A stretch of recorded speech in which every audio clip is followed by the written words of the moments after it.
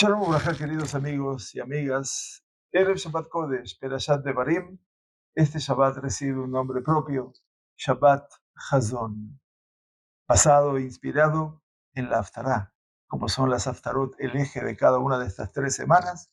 Y aquí hablamos de la Haftará de Chazon, Yeshayahu Ben Amotz, la visión de Yeshayahu, que representa una de las amonestaciones más fuertes al pueblo de Israel. La Haftará, entonces, que leemos en este Shabbat Kodesh precede a Tisha B'Av y es el capítulo inicial del Sefer Yeshayahu, en el que el profeta critica a la gente de su tiempo por sus graves faltas morales. Mientras introduce su dura condena, Yeshaya, en el nombre de Dios, se lamenta: el buey conoce a su dueño y el asno el abrevadero de su dueño. Pero Israel no sabe, mi nación no ha entendido.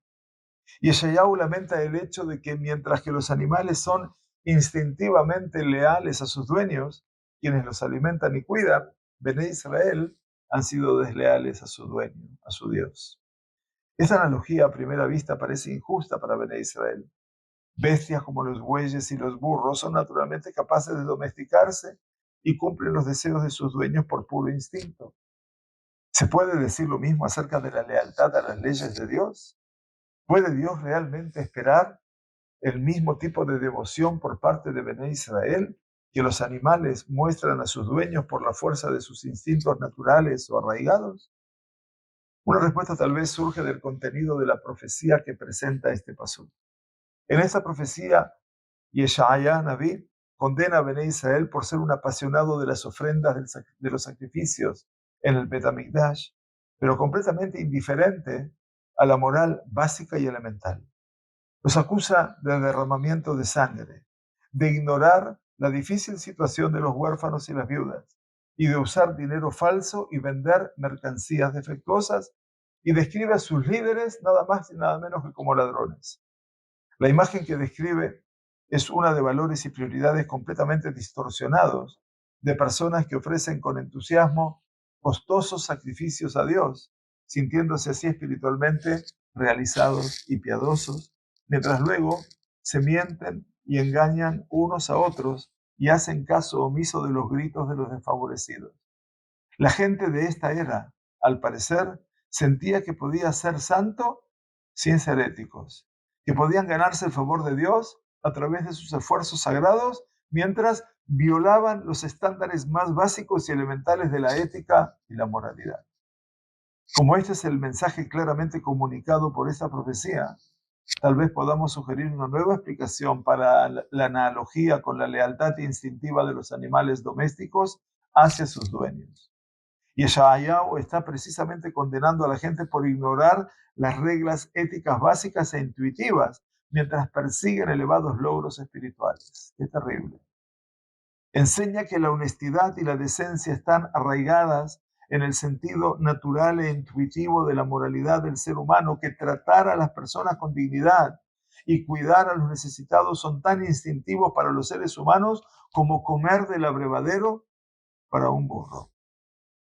El punto de Yeshayahu es precisamente que Am Israel están actuando en oposición al instinto ético humano, que sus aspiraciones espirituales los llevaron perversamente a violar sus sensibilidades morales e intuitivas en lugar de mejorarlas y refinarlas. En medio de su mordaz censura de la corrupción del pueblo, Yeshaya los compara con las ciudades nada más y nada menos que Sedom y Amorá, Sodoma y Gomorra. Esas ciudades, por supuesto, fueron destruidas siglos antes, como sabemos, en la época de Abraham Avinu, a causa de su iniquidad. El profeta Yehezkel, en su capítulo 16, declara específicamente que el pecado de estas ciudades fue ignorar la situación de los necesitados. Las fuentes midráshicas describen extensamente la objeción ideológica de Sodoma a la hospitalidad y la caridad. Y la Torá misma habla de la furiosa reacción de la gente del pueblo cuando un residente, Lot, circunstancial, se atrevió a recibir 2 invitados que eran ángeles ministeriales. La caridad no está incluida en las 7 leyes de Noah y nunca se dio una directiva explícita de Dios exigiendo que las personas recibieran a los viajeros cansados o alimentaran a los pobres hambrientos. Este requisito universal surge de nuestro intuitivo sentido humano de decencia y compasión. Y así Sodom y Amorá fueron destruidos a pesar de que nunca recibieron una orden explícita de ayudar a los necesitados. Yeshayahu Hanaví invoca este precedente en su condena del sentido distorsionado de la piedad de los hijos de Israel, enfatizando que no puede haber piedad sin adherirse primero a los estándares elementales e intuitivos de la decencia. Este capítulo, mis queridos amigos y amigas, que hay que estudiarlo y mucho, fue elegido como la profecía para ser leída y estudiada antes de Tisha B'Av, tal vez para instruir que mientras buscamos y mejorarnos a nosotros mismos para convertirnos en dignos de la redención, de la Geulá, primero debemos abordar lo básico. Antes de intentar elevarnos a niveles exaltados de santidad, primero debemos establecer una base firme de moral y ética elementales.